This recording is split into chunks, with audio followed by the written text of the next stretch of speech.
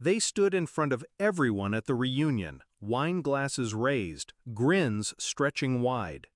"Tonight," my father said, voice booming, "we celebrate our child's promotion and the revival of our family vineyard, funded by their generosity." Applause erupted. My mother's eyes gleamed with triumph. Everyone looked at me like I was a savior, and all I did was smile.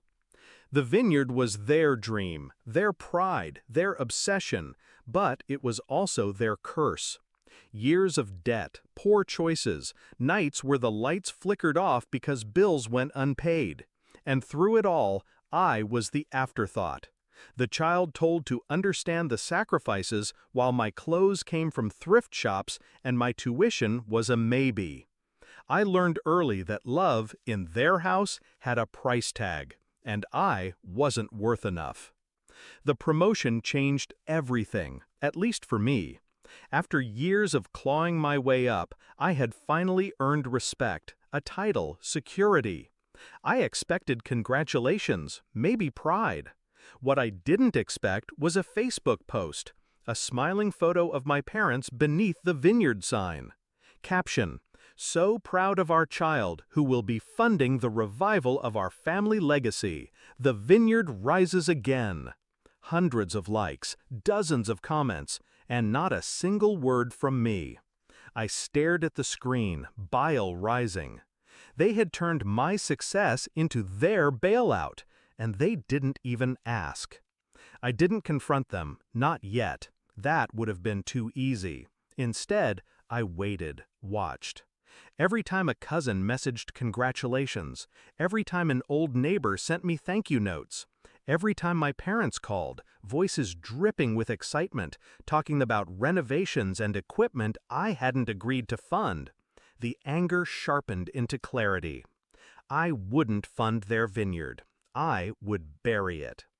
I began moving in silence. Step 1, secure my own dream, a mountain cabin, isolated, quiet, mine, paid in cash, the kind of investment no one could twist or leech from me. Step 2, document everything. Screenshots of their posts, copies of their messages bragging about money they didn't have, proof of manipulation. Step 3, choose my moment. The reunion. A room full of relatives, old family friends, people who still romanticized the vineyard. The perfect stage. The night unfolded as expected. Toasts, laughter, endless glasses of wine poured from bottles they couldn't afford. Then came the moment. My father, flushed from drink, raised his glass and announced, "To our child, the reason this vineyard will live again. $100,000 of faith in family." The room cheered. Eyes turned to me. Cameras lifted. I reached into my bag and pulled out an envelope. I slid it across the table toward my parents. "Before we celebrate," I said calmly, "why don't you open this?" My mother's smile froze. My father frowned but tore it open. Photos spilled out onto the table. A cabin in the mountains, modern, strong, standing tall against endless trees. My cabin. Gasps rippled through the room as I leaned back in my chair. "That," I said, voice steady, "is where my money went. Not here. Not to your debts, not to your dream." The silence was brutal. Relatives stared at the photos, then at my parents, then at me. My mother's voice cracked. "But you promised." I cut her off. "No, you promised, for me. You used my name, my success, my hard work to prop up your failures.